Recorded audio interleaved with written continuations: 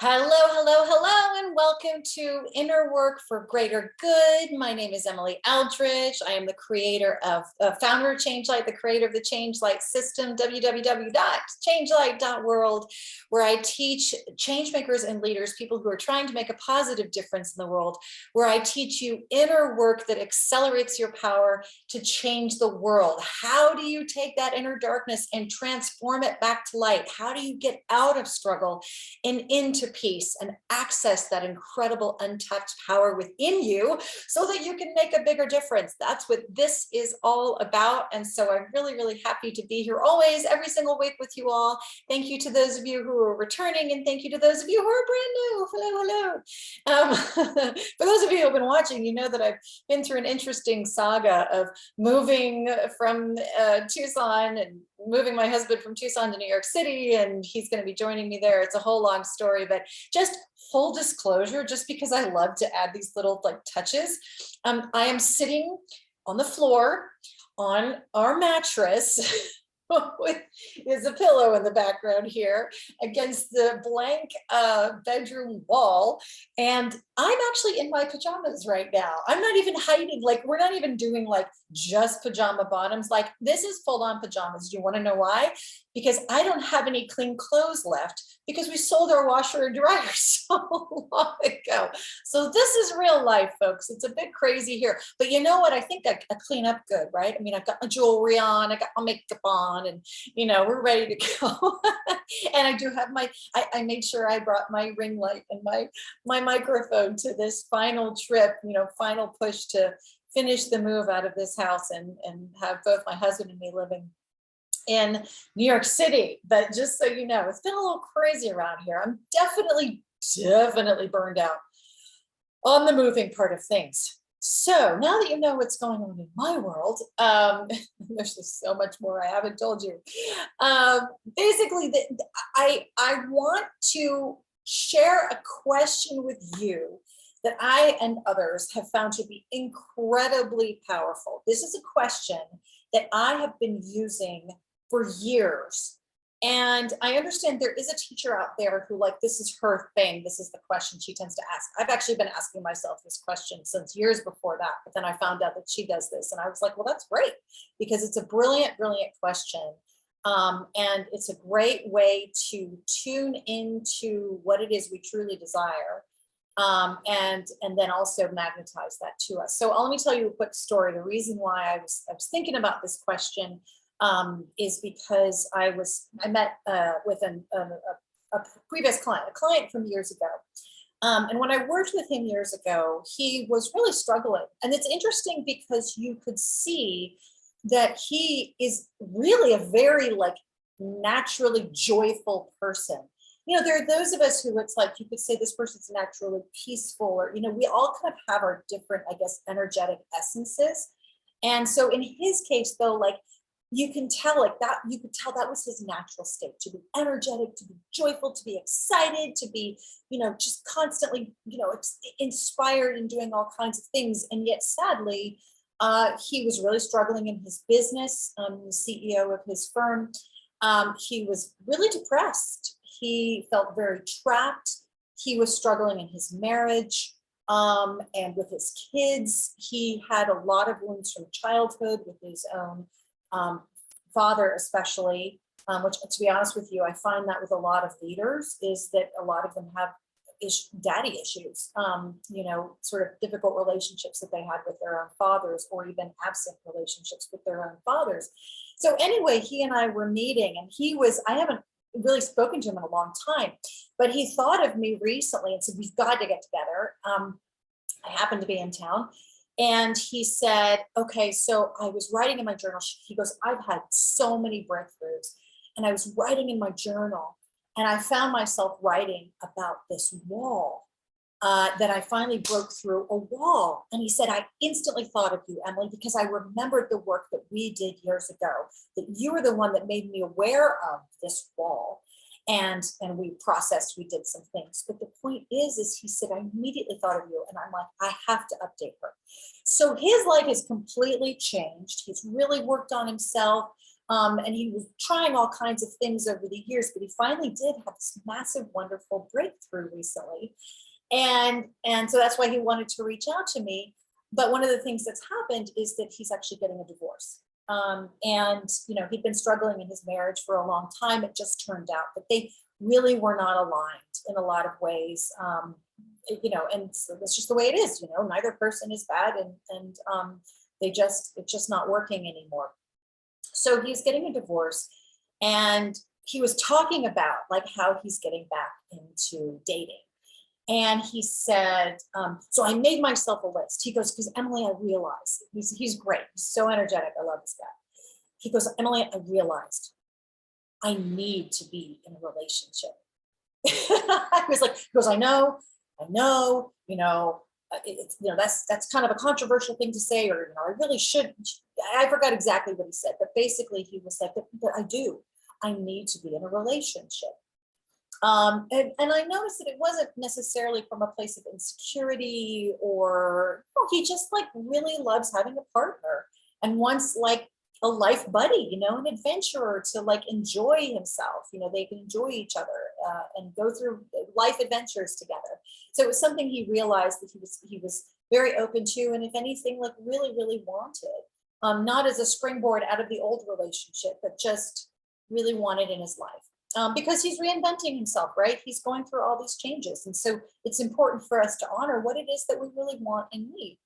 So he was so cute because he did what so many people do. He wrote a list. Here's what I want. He said, I made a list. I want this, I want this, I want this, I want this, I want this. And I'm meeting these women who, but you know, they're married, so obviously can't be with them. But I realized this is what I want. I made this list. And I was like, okay, great. That's fantastic. And I said, is it okay if I offer another question to ask yourself? And he's like, yeah, sure. So cute. He's taking notes. And I said, ask yourself just one question. Just one question. Write this down. How do I want to feel in a relationship? And he went, oh, that's brilliant. He's like, oh, and he starts writing it down. How do I want to feel in a relationship? He got it right away, the power of this question. But I want this episode to be about, why is this such a powerful question to ask ourselves? And also, why do we fail to ask ourselves this question? So he wrote it down, and he's going to write down how he wants to feel in a relationship. And so, for example, some of the feelings he might have, and I sort of threw these out there. I said, I'm not trying to put ideas in your head, but like, for example, you know, you might want to feel supported. You might want to feel safe in a relationship. You might want to feel like, you know, joy and humor. I mean, anything you want. We all want to feel different things in a relationship. And it's just a matter of sitting with yourself and getting really honest with yourself and saying, how do I want to feel? Not what do I want, not my checklist. How do I want to feel? So first of all, let me just say that this is such an important question to ask that we don't actually ask ourselves for a number of reasons. Because oftentimes when we think about what we want to create, we're focusing on what. And a what question tends to be more of a left-brained question. So what he was doing by making that list is he was going into his left brain. And that's very common. And women do this too. But it's like, if I create this checklist of what I want, then I'm going to get what I want. So you might say, I want a guy who has a job, you know, that makes a certain amount per year. And I want a guy who has blonde hair and, you know, brown eyes. I want a guy who, you know, is taller than me. And so we make this laundry list of things that we want that person to have or embody, for them to be. But so that's more of a left brain question as opposed to the right brain, which is more, how do I want to feel, when you're really tapping into the emotions of it, the emotional desires. Another reason why is we often are stuck in old patterns of thinking and feeling. So we don't actually consider how it is we want to feel. It's a shift. It's a mind shift to actually go from well, here's what I'm used to feeling, but like, how do I want to feel? And a lot of times we're really scared to even ask ourselves or even consider what we want or how we want to feel because we're afraid we're going to be disappointed. Because oftentimes we want to feel good feelings, but the reason what has happened in our past oftentimes is that when we felt good feelings, it's often followed by disappointment, by bad feelings. And so then we can have parts of us, those X powers, that want to prevent us from feeling good feelings because they don't want us to suffer the crash of the disappointment and that pain. So that's one of the reasons why there's actually a few reasons why we tend not to actually ask ourselves how we want to feel. And another reason that's coming to mind too is often we can feel like our feelings are out of our control. So the idea of actually asking to feel a certain way can feel a bit like asking for too much. Kind of like, well, I don't know if I can even control how I feel. And so we can tend to not think in terms of how do you want to feel. So going back to the in terms of like focusing on what you want, here's making that laundry list. Here's the problem with that. You may have your laundry list and oh my God, this man or this woman or whoever you're attracted to, wow, this person shows up in your life. They have all of the qualifications. Oh my gosh, they have everything I want. Wow, that's amazing. But then what about how they make you feel? So you may get all of the elements that you thought you wanted, but now that you have those, are you really getting the result that you truly, your heart wants? And that's where that question of how do I want to feel gets at the core of why we even want things to begin with. So whether it's I want more money, or I want a better job, or I want a better relationship, or I want a nicer couch, or I want that ultimately when you go down into the core of that desire, like what's fueling that desire, you can almost guarantee there's actually a desire for the feeling. You want a certain feeling that you think that thing, that person, that condition, that situation, that experience will give you. Okay, so on the surface you go, well, this is what I want, but dig down. Well, okay, well, why do you want that? How do you want that thing to make you feel? It's the feeling that we're almost always after. So for example, you might say, I want a partner who makes a lot more money than I do. Okay, great. All right. Why?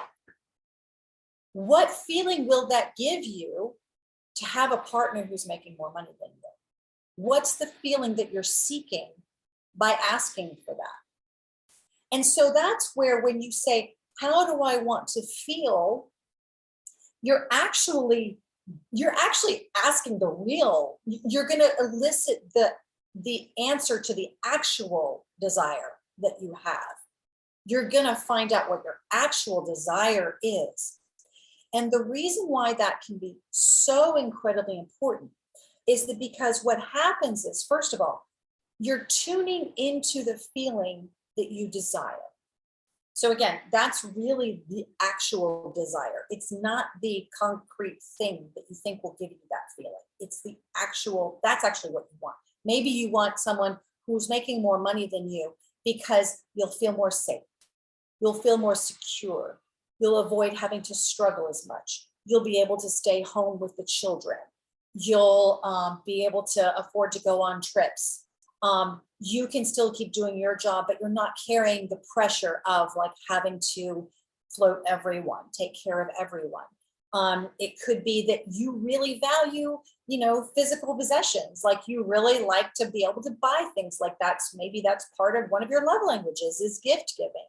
And you want to be able to afford to do that. And so that gives you that sense of joy and generosity and pleasure that you get from that. So there can be all kinds of reasons all kinds of feelings that you're seeking in asking for, in this case, someone who makes more money than you to be a part, in a relationship with someone who makes more money than you. So it's about tuning into the feeling that you're seeking, which is really, I found the vast majority of the time, that's the actual desire that you have, because you want a certain feeling state and you think that thing will give it to you. So by tuning into that, you're actually asking for the real desire. You're tapping into the true desire that you have. And that's what you're really after. Also, by asking, how do I want to feel? Simply by asking that question and noticing those feelings, you're shifting your vibration, you're shifting your energy so that it's more in alignment with the feeling you actually desire. And in that case, as your energy shifts, it becomes more magnetic to what you're wanting, right? So, because if you're going around going, oh, I don't want this and I don't want that, and if you're not, the point is, if you're not tuned into that energy, then you're probably not going to be attracting things that are in alignment with that energy that you want to have more of in your life. So by honoring and acknowledging, being honest with yourself, this is how I want to feel, you're shifting your own energy into, and also it's also an acknowledgement of like, you can feel differently than you were feeling before. It's amazing how this question will shift in X power. When I'm doing my drawing out process and I'm working with a struggle inside of someone, I'm working with that part of them. And I'll say to that part, I'll say, so I know that you've been really struggling for a long time. And I know that you've been in a lot of pain. And I know that it's been really, really hard. I'm just curious, I know you've been feeling this way. How do you want to feel? And it's so cool how that X power will kind of start to go, oh, well, I really want to feel happy. I want to feel free. I want to feel joyful. I want to feel taken care of. I want to feel safe. And it's so cool because I can hear, all my sessions are over the phone, or most of them are. And I can hear in the person's voice, like how that X power within them shifts just by being asked that question, because it starts to it invites it to, it helps it realize that it has a choice in how it feels, that it doesn't have to keep feeling this way. It can actually feel this way. So that's all by way of saying there's an energetic shift when we ask ourselves how we want to feel. We start to tap into those feelings. And another reason why that's really important, as I said, is because then it magnetizes those things to you that are in alignment with that feeling. And those might be things that you never, ever, ever thought would give you that feeling. And that's a really important thing to remember. I'll tell you a story in a minute. But the final reason why that this is such a powerful question to ask is because what happens is, when you've tuned into that feeling of, like, let's say in a relationship, I want to feel safe. I want to feel taken care of.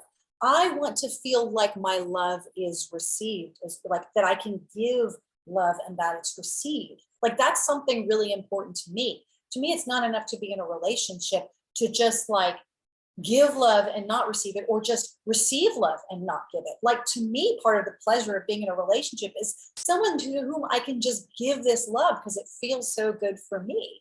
And that's one of the joyful things in my marriage, is that my husband receives it and he loves it and he gives it. And we have this even exchange. And actually, like recently, there was just a brief moment where I could feel that I was giving some kind of love and he wasn't receiving it, and it like hurt.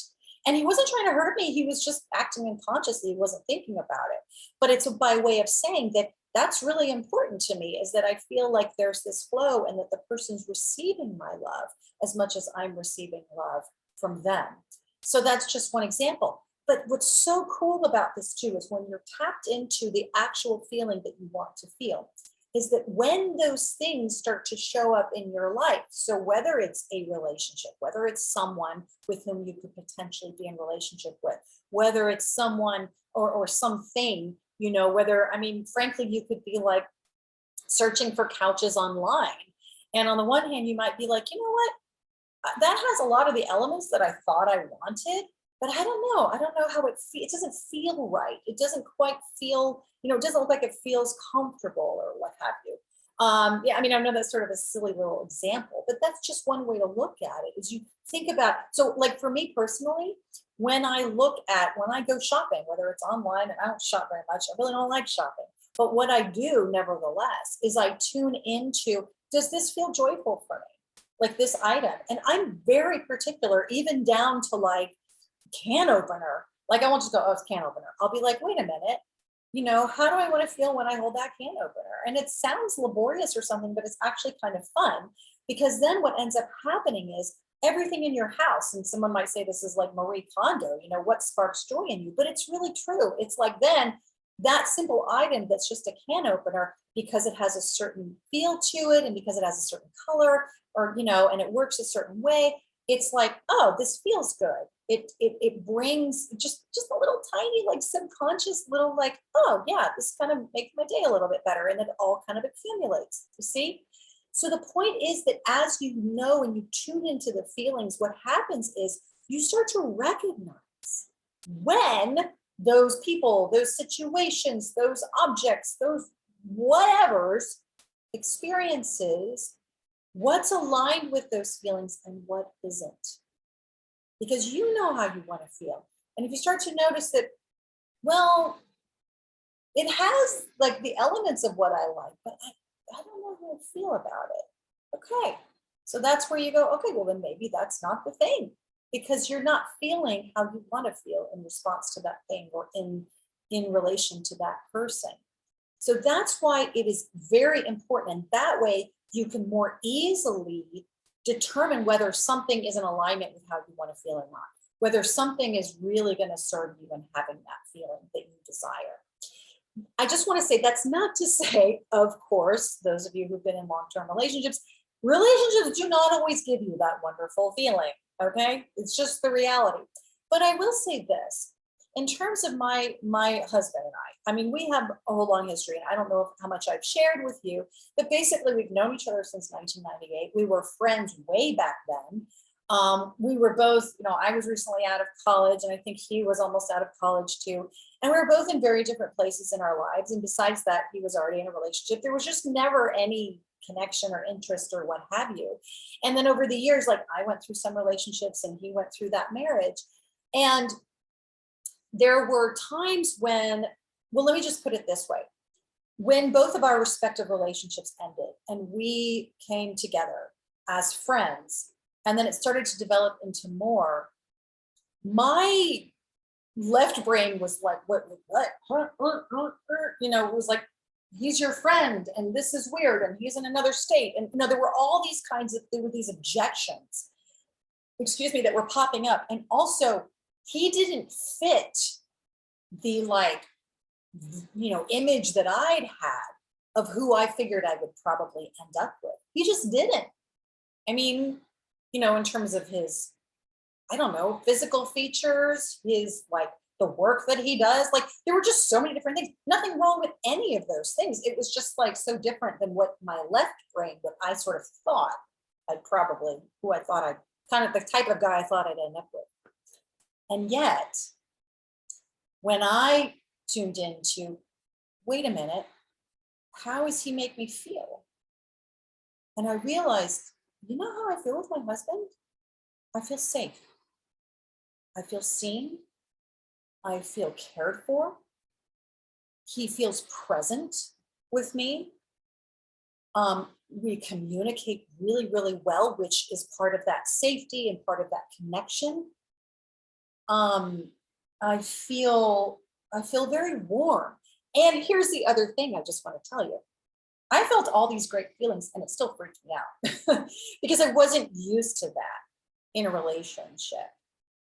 So I had to actually work on these parts of me that were resistant to those good feelings that I was feeling, because I was afraid of disappointment, because I thought, well, is this really love to feel so safe like this? Because I'd always experienced love as being very dramatic and, emotional, and the man wasn't fully available and all this other kind of stuff. But in this case, I finally realized, I'm like, I feel so with him. And I noticed that I was like a bigger dork with him than anyone else. And to me, that showed how safe I felt, that I knew that I could just be the biggest, dorkiest, cheesiest, silliest person, more than I ever showed my family, more than I ever showed anybody.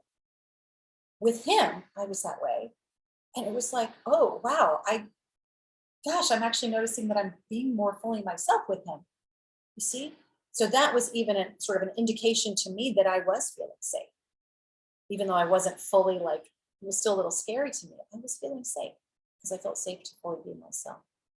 So that's where where you can have that disconnect between what you think you want and really what's going to give you the feeling you desire. And that ultimately it's about the feeling you desire. Because I've been with guys who look like the kind of guy I would be with, and it wasn't all I wanted. It didn't work out, just wasn't, it's nice to have your checklist marked, but I'll never forget. I just want to tell this real quick story also. I remember this one man telling the story of how like sometimes you can create a dream board, and this woman put on her dream board, this isn't exactly the example of what we're talking about, but she put on her dream board, she was like, oh, this guy who was really hot, great body, and there he was, this Adonis, and she was like, that's what she wanted. Well, sure enough, she actually attracted that image on the dream board, that guy, or the looked like that guy. The guy had a drinking problem. He was an alcoholic. And she was like, wait a minute, this is crazy, but I got the guy that I wanted on my dream board. She went back to her dream board, and guess what? She didn't notice the guy on the dream board was holding a beer. So that is actually, come to think of it, that's actually a great example of like how you may think, okay, this is what I want, but you're only attracted to the external qualities or those left brain things. Well, he looks like this and he stands like this and he whatever, as opposed to how she wanted to feel. And it sounds like that because he had this drinking problem, this was not the relationship she actually wanted. This relationship didn't actually bring her the feelings that she truly desired, because she actually didn't, in this case, pay attention to what else was in the picture. So that's also why tune into the feeling, ask yourself how you want to feel. So simple exercise to wrap this up, sit down with pen, paper, journal, look at the different areas of your lives. And it could be whole areas of your lives, or it could be like a situation that you're in, or it could be something you want to create. So maybe I've done this all the time. When I want to create like a course, I will ask myself, okay, how do I want to feel creating this course? And also, how do I want the people to feel who are taking the course? How do I want them to feel?